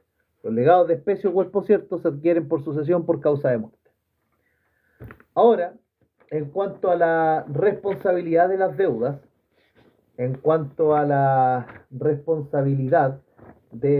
las deudas, señalar lo siguiente. Los herederos tienen responsabilidad directa ya que son sucesores del causante, en virtud del artículo 1097, ya que los herederos suceden al causante en todos sus bienes, derechos y obligaciones transmisibles, mientras que los legatarios, sean de especie o de cuerpo cierto, en principio, no responden de las deudas del causante. En principio, los legatarios no responden de las deudas del causante. Responderán cuando el testador así lo exprese o cuando los herederos no puedan responder de las deudas, y solo hasta el monto de su legado. Solo responderán los legatarios cuando el testador así lo exprese, o cuando los herederos no puedan responder de las deudas, y solo hasta el monto de su legado. Respecto a las acciones que tienen los herederos respecto a los legatarios, las acciones que tienen los herederos, todos los herederos tienen la acción de petición de herencia, y en el caso de los legitimarios tienen la acción de reforma al testamento. Todos los herederos tienen la acción de petición de herencia, y en el caso de los legitimarios, que son los hijos personalmente representados por su descendencia, los ascendientes y el cónyuge o conviviente civil sobreviviente, estos son los legitimarios, tienen la acción de reforma al testamento. Entonces, cuanto a los herederos, todos los herederos tienen la acción de petición de herencia. Todos los herederos tienen la acción de petición de herencia. Todos los herederos tienen la acción de petición, todos los herederos tienen la acción de petición de herencia. Todos los herederos tienen la acción de petición de herencia. Todos los herederos tienen la acción de petición de herencia. Y ojo, en el caso de los legitimarios, que son los herederos top, la élite de los herederos, en el caso de los legitimarios, estos tienen la acción de reforma al testamento. En el caso de los legitimarios, estos tienen la acción de reforma al testamento. En el caso de los legitimarios, estos tienen la acción de reforma al testamento. Y respecto de las acciones que tienen los legatarios, se debe distinguir entre los legados de género y los legados de especie o cuerpo cierto. Los legados de género tienen la acción personal que emana del crédito que tienen a su favor. Y los de especie o cuerpo cierto tienen una acción reivindicatoria, ya que de la muerte del causante, este legatario se hace dueño. Aquí el legatario adquiere por sucesión por causa de muerte, por lo tanto se hace dueño de la cosa que es especie o cuerpo cierto. Entonces, las acciones que tienen los legatarios son, el caso del legatario de especie o cuerpo cierto, este tiene una acción reivindicatoria. Y el legatario de género tiene un crédito personal contra los herederos, que lo adquiere por tradición. Ojo con eso. Ahora, se puede ser legatario y heredero al mismo tiempo. Saludos, amigo Seba. Se puede ser legatario y heredero al mismo tiempo. Esto ocurre, por ejemplo, cuando en un testamento el testador, aparte de dejar la cuota hereditaria, utiliza el cuarto de mejora o le da un bien particular a un heredero. Entonces, se puede ser legatario y heredero al mismo tiempo. Esto ocurre, por ejemplo, cuando en un testamento el testador, aparte de dar la cuota hereditaria correspondiente, le da a este heredero, le añade a este heredero a esa parte de la cuota de la herencia o el cuarto de mejora, o le da un bien particular al heredero, el gato ragdoll azul de color verde, no sé, por ejemplo. Bien, eso respecto a los asignatarios. Así que ahora vamos a ver lo que es el beneficio de inventario. El beneficio de separación y las deudas, tanto hereditarias como testamentarias. Bueno, después, si es que no me quedo dormido, vamos a hacer un pequeño break y vamos a hablar de la sucesión testada. Yo espero que no, porque creo que podemos darle hasta las 12 de la noche y ya mañana en la mañana, tal vez de madrugada, empecemos hablando de todo lo demás y capaz que terminemos de ver todo sucesorio mañana y qué tanto. Quizás sea bueno acostarse temprano. Bien, antes de hablar del beneficio de inventario y el beneficio de separación, vamos a hablar primero de las deudas hereditarias y las deudas testamentarias. Yo creo que es mejor.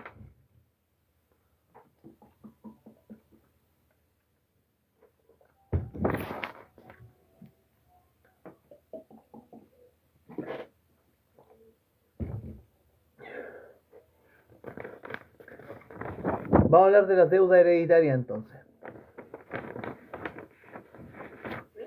Las deudas hereditarias corresponden a las deudas que el causante tenía en vida y que no solventó antes de su muerte, y constituyen una baja general de la herencia. Las deudas hereditarias son las deudas que el causante tenía en vida y que no solventó antes de su muerte, y corresponden a una baja general de la herencia. Las deudas hereditarias son las deudas que el causante tenía en vida y que no solventó antes de su muerte, y constituyen una baja general de la herencia. Entonces las deudas hereditarias son las deudas que el causante tenía en vida y que no solventó antes de su muerte, y constituyen una baja general de la herencia. En estos casos, los herederos serán responsables del pago de ellas conforme al principio de la continuación de la persona del causante.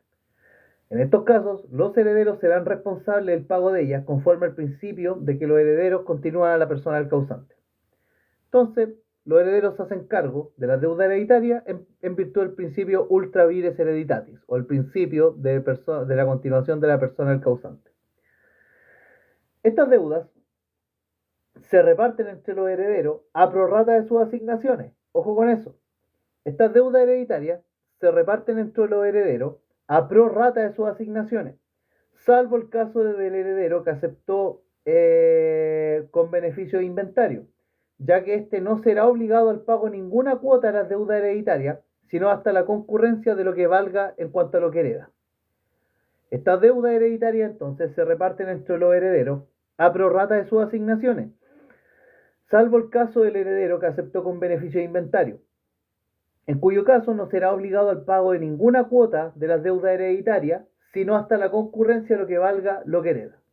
Entonces, recapitulando, las deudas hereditarias se reparten entre los herederos a prorrata de sus asignaciones, salvo el caso del heredero que aceptó con beneficio de inventario, caso en el cual no será obligado al pago de ninguna cuota de las deudas hereditarias, sino hasta la concurrencia de lo que valga lo que hereda. Sino hasta la concurrencia de lo que valga lo que hereda. La obligación de responder a estas deudas es simplemente conjunta, lo que trae por consecuencia que la insolvencia del heredero no afecta a los demás. La obligación de responder por estas deudas de carácter hereditaria es simplemente conjunta, lo que trae como consecuencia de que la insolvencia no afecta a los demás. ¿Qué es una obligación simplemente conjunta, amigos míos? ¿Alguien lo sabe? ¿Qué es una obligación simplemente conjunta?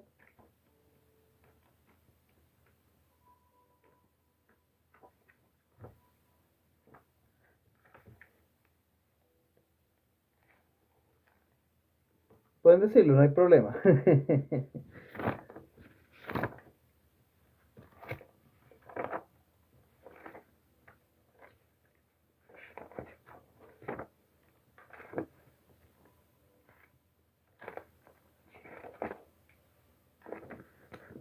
Bueno, no, si no me quieres decir, no se preocupen. Pero una obligación simplemente conjunta son aquellas en que existen o varios acreedores o varios deudores. Las obligaciones, las deudas hereditarias son obligaciones simplemente conjuntas o mancomunadas. Estas son las deudas hereditarias, son simplemente conjuntas o mancomunadas. Existen o varios acreedores o varios deudores. En algunos casos existen varios acreedores y deudores y un solo objeto debido. Por ejemplo, el causante dejó debiendo el auto. En estos casos, en cuanto a los deudores, cada deudor es obligado a satisfacer su parte o cuota de la deuda. En caso de los deudores, cada deudor es obligado a satisfacer su parte o cuota de la deuda. Y en cuanto a los acreedores, cada acreedor solo tiene derecho a reclamar su parte o cuota del crédito. En caso de los acreedores, cada acreedor solo tiene derecho a reclamar su parte o cuota del crédito.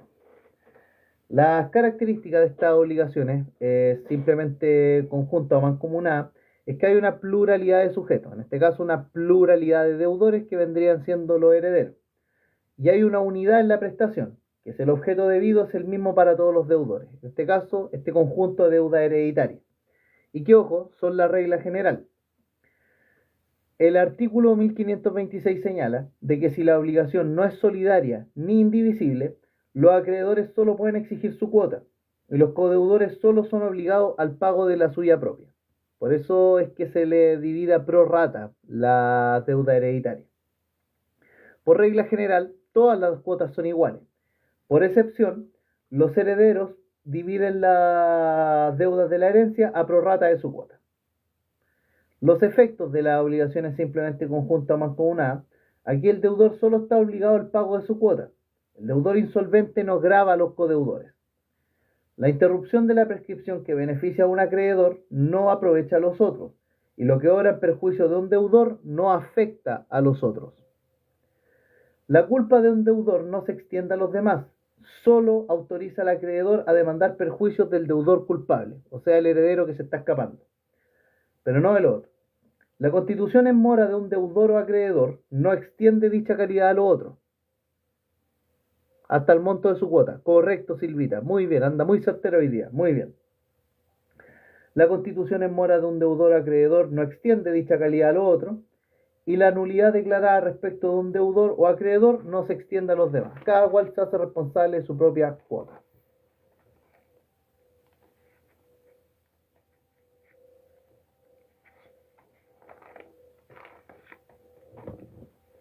Así que, bueno, eso es un detalle. Aprovechamos de revisar derecho las obligaciones en este sentido. Así que, bueno, continuemos con las deudas hereditarias.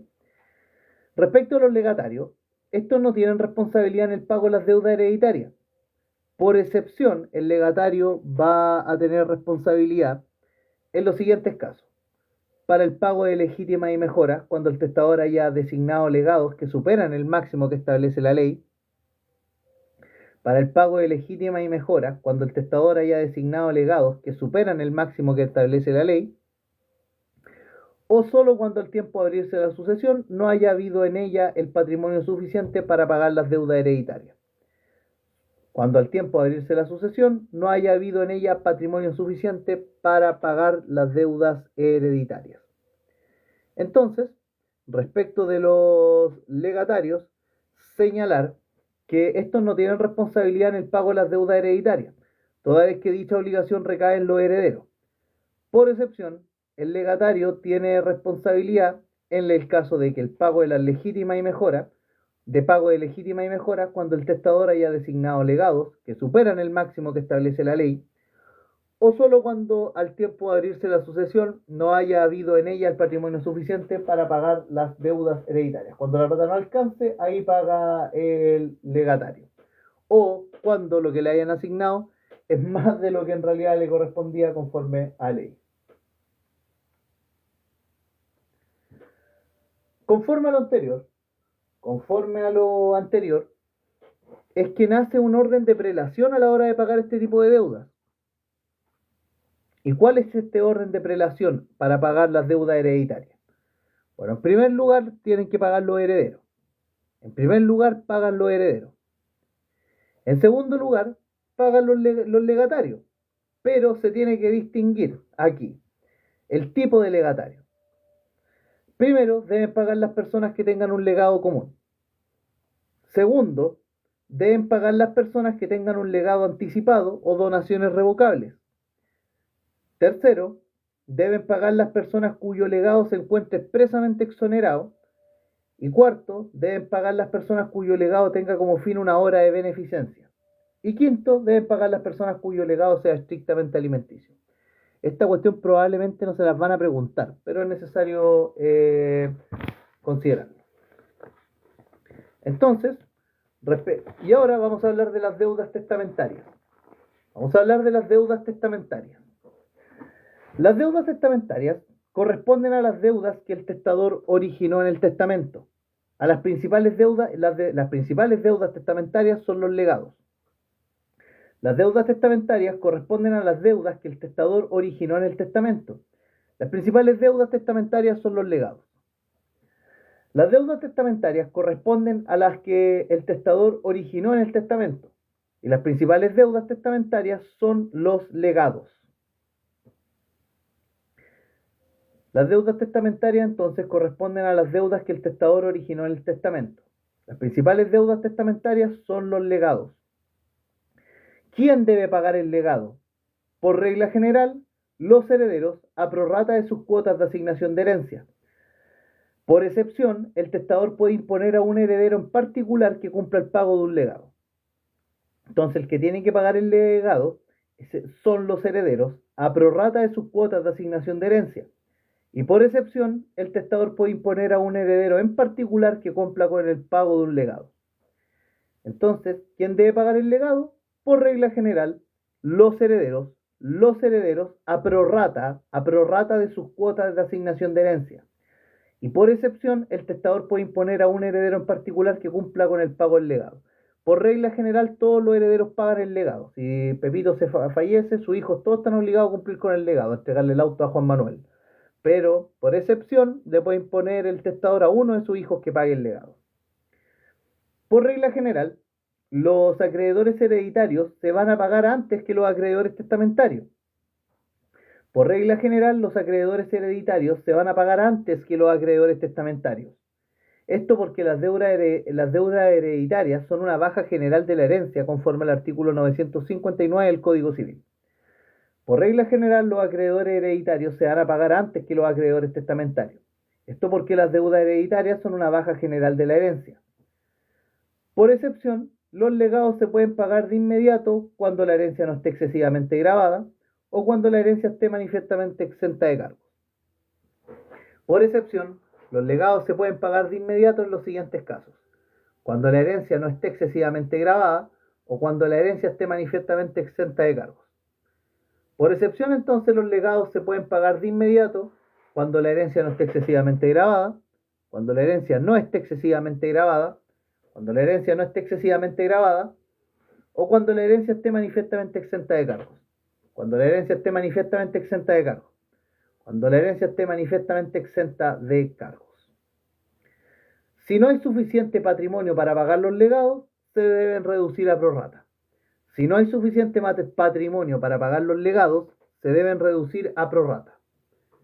Si no hay suficiente patrimonio para pagar los legados, se deben reducir a prorrata entonces. Bien, entonces, ahora vamos a referirnos al beneficio de inventario y al beneficio de separación. Y con esto terminaríamos el live. La verdad es que ha salido bastante largo. Creo que empezamos a las 8:30. Pero bueno, vamos a darle.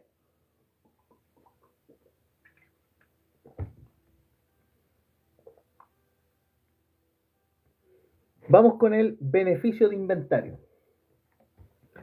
El beneficio de inventario viene a estar regulado en el artículo 1247 de nuestro Código Civil y siguientes. El beneficio de inventario viene a estar definido, mejor dicho, en el artículo 1247. ¿Y qué es el beneficio de inventario?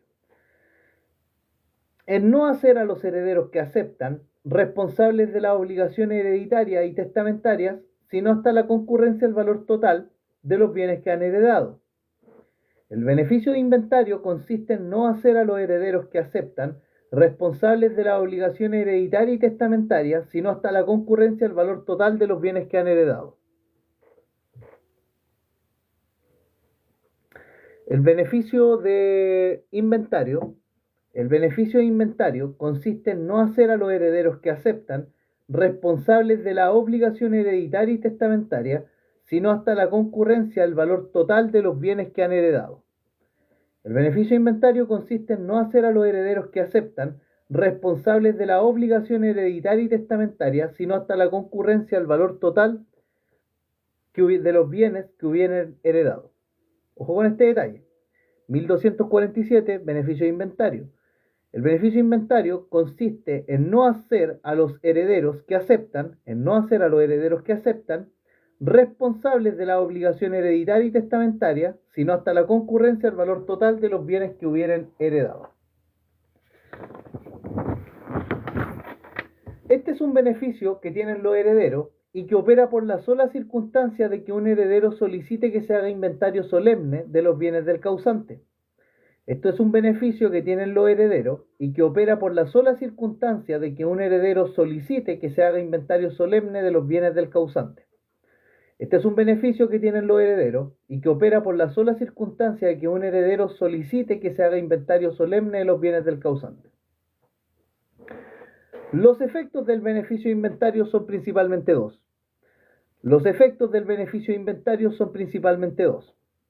Que primero, el heredero solo responderá de las deudas hasta el monto de lo que reciba en la herencia. El heredero solo responderá de las deudas hasta el monto de lo que reciba en la herencia. El heredero solo responderá de las deudas hasta el monto de lo que reciba en herencia e impide que las deudas del heredero se confundan con las deudas del causante.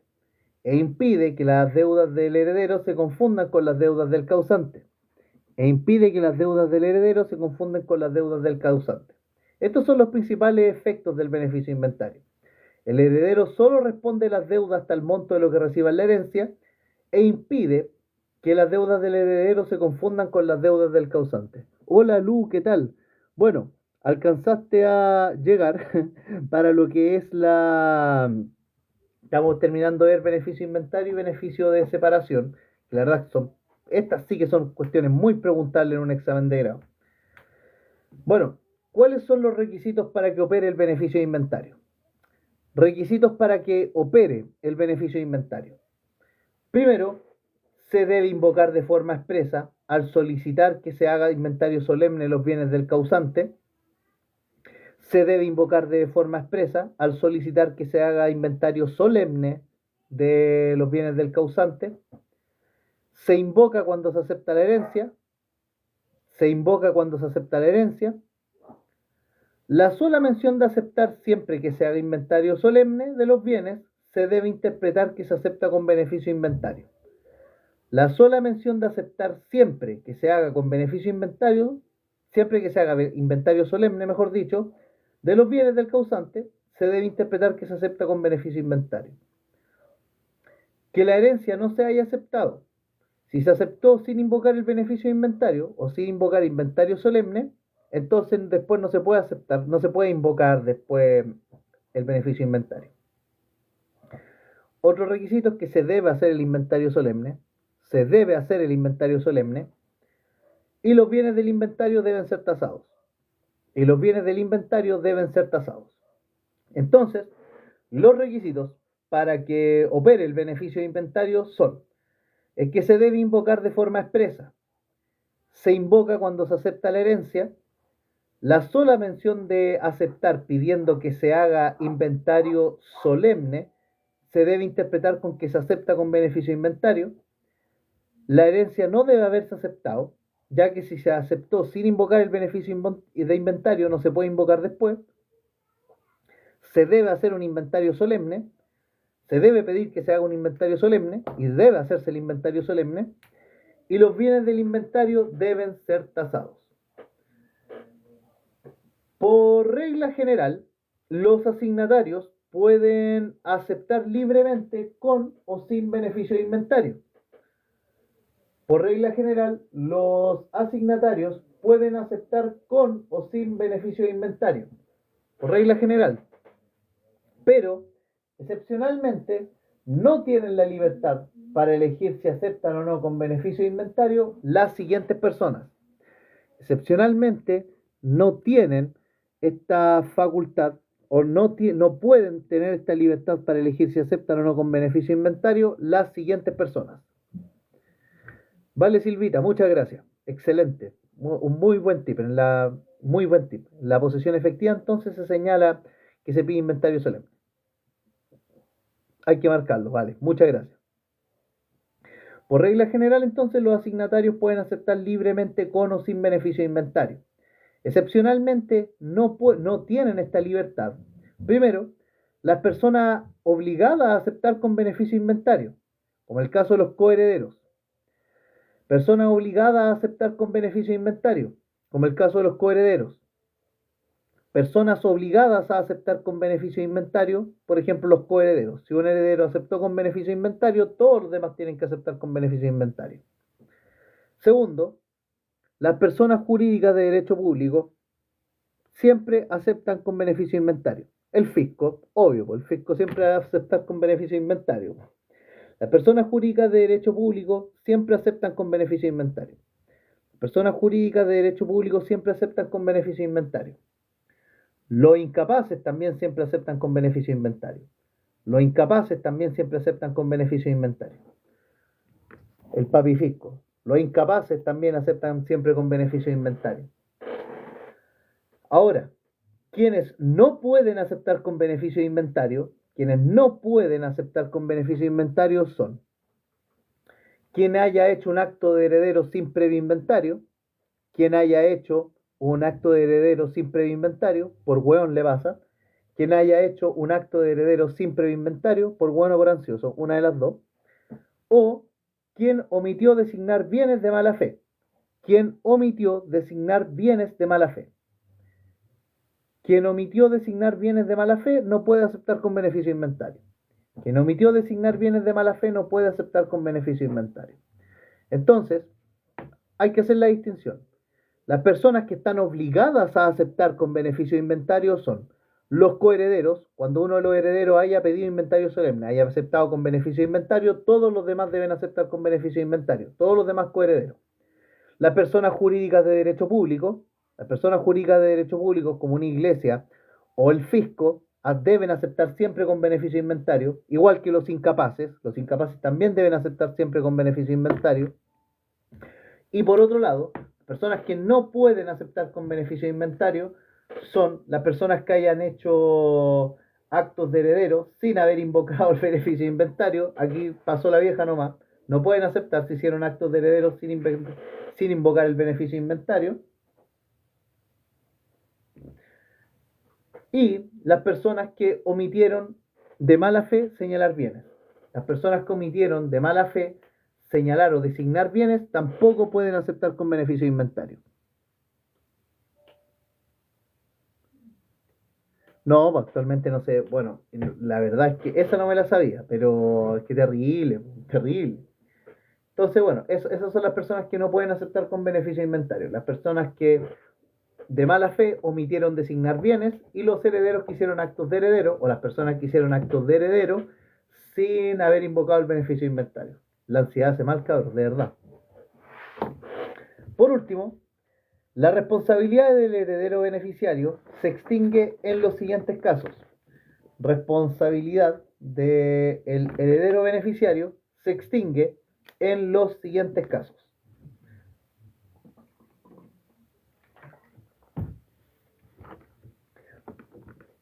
Responsabilidad del heredero beneficiario se extingue en los siguientes casos. Por el hecho de abandonar el heredero a los acreedores hereditarios, los bienes de la sucesión que debe entregar en especie. Por el hecho de abandonar el heredero a los acreedores hereditarios, los bienes de la sucesión que debe entregar en especie. Por el hecho de abandonar el heredero a los acreedores hereditarios, los bienes de la sucesión que debe entregar en especie.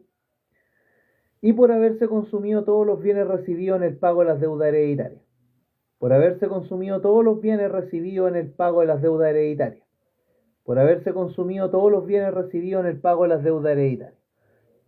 Entonces, la responsabilidad del heredero beneficiario se extingue en los siguientes casos.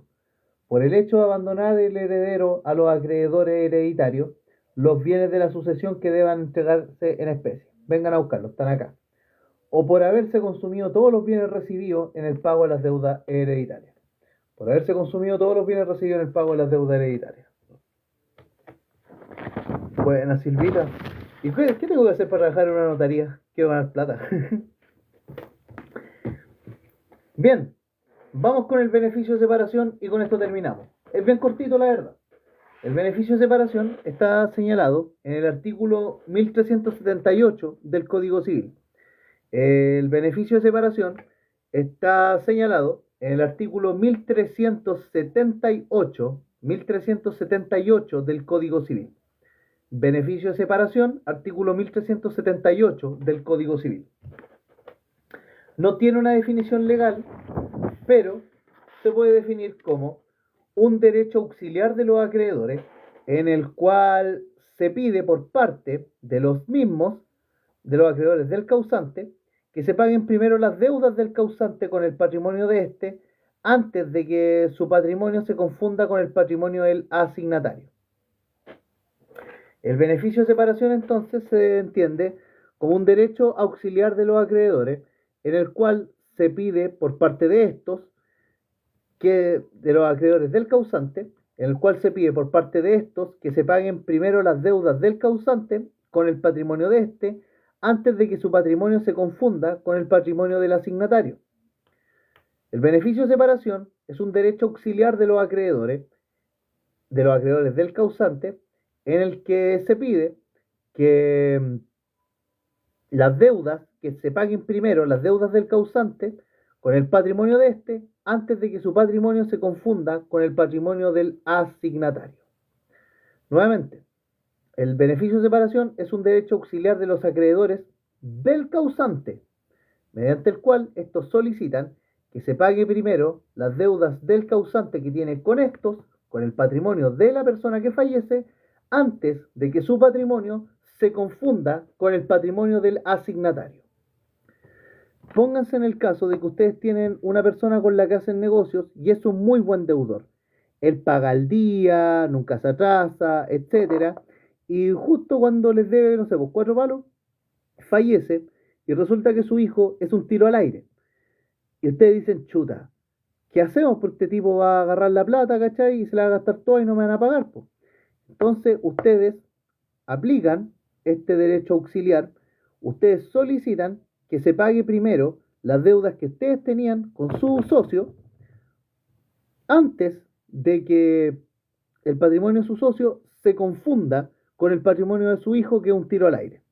Es un derecho auxiliar que tienen ustedes para asegurar el pago de sus créditos. Este beneficio no está solo diseñado a favor de los asignatarios, sino que también está diseñado a favor de los acreedores hereditarios y testamentarios. Incluso los acreedores testamentarios pueden tener este beneficio, pero por lo general se habla de los acreedores hereditarios. Por lo general se aplican los acreedores hereditarios. El derecho auxiliar de los acreedores en general, cuando estudiamos derechos y obligaciones lo vimos más a profundidad.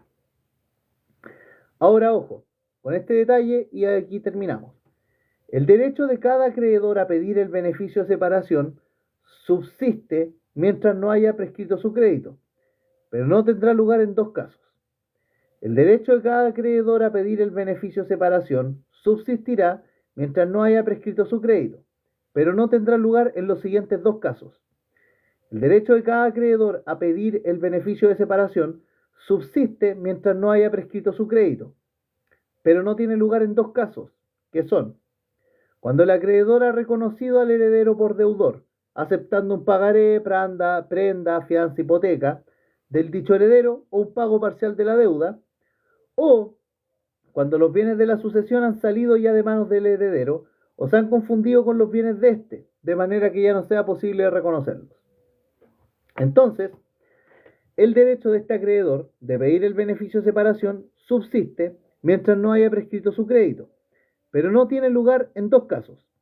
Primero, cuando el acreedor ha reconocido al heredero por deudor, aceptándole un cheque, un pagaré, una prenda, una hipoteca, etc., ya sea por el pago de la deuda, un pago total o parcial de la deuda. Cuando el acreedor ha reconocido al heredero por deudor, aceptándole un pagaré, un cheque,